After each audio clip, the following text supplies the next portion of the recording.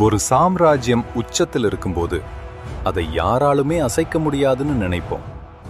ஆனா 300 வருஷமா அடக்கி வைக்கப்பட்ட ஒரு வேங்கை சரியான நேரத்துக்காக காத்துக்கிட்டு இருந்து மொத்த சோழ சாம்ராஜ்யத்தையே நிலைகுலைக்க தயாராச்சுன்னு சொன்னா நம்புவீங்களா?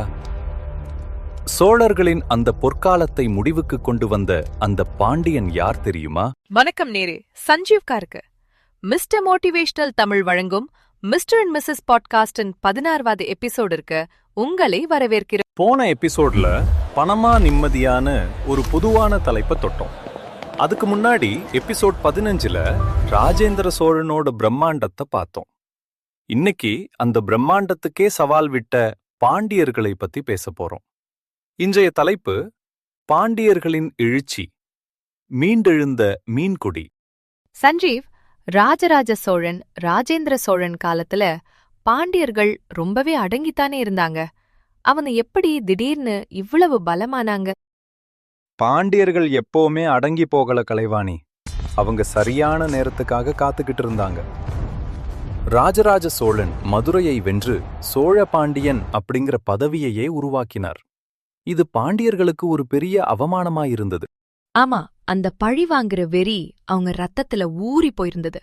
குறிப்பா சடையவர்மன் குலசேகர பாண்டியன் மற்றும் மாரவர்மன் சுந்தர பாண்டியன் காலத்துலதான் சோழர்களுக்கு பெரிய ஆபத்து வந்துச்சு. 1096ல மாரவர்மன் சுந்தர பாண்டியன் அரியணை ஏறினார். அவர் செஞ்ச முதல் காரியம் என்ன தெரியுமா? சோழ நாட்டின் மேல படையெடுத்து போய் அந்த காலத்து தலைநகரமான உறையூர் மற்றும் தஞ்சாவூரை தீக்கிரையாக்கினார். என்னது, சோழர்களோட தலைநகரத்தையே எரிச்சிட்டாங்களா? ஆமா, அது மட்டும் இல்ல, கங்கை கொண்ட சோழபுரம் அரண்மனையையும் இடிச்சிட்டு அங்க கழுதைகளை விட்டு ஏர் உருதார்னு கல்வெட்டுகள் சொல்லுது. ஆனா ஒரு விஷயம் கவனிச்சியா கலைவாணி? அவ்வளவு கோபத்துல இருந்த பாண்டியன் தஞ்சை பெரிய கோயிலையோ அல்லது மற்ற கோயில்களையோ தொடவே இல்ல. இது தமிழர்களோட பண்பாட்டை காட்டுது. அப்போ சோழர்கள் என்ன ஆனாங்க? அவங்க ஏன் திருப்பி தாக்கல? ராஜேந்திர சோழனுக்கு அப்புறம் வந்த மன்னர்கள் அவ்வளவு திறமையா இல்ல. உட்பூசல்கள் அதிகமாச்சு. இந்த நேரத்தை பயன்படுத்திக்கிட்ட பாண்டியர்கள் சோழர்களை தங்களுக்கு கப்பம் கட்ட வச்சாங்க.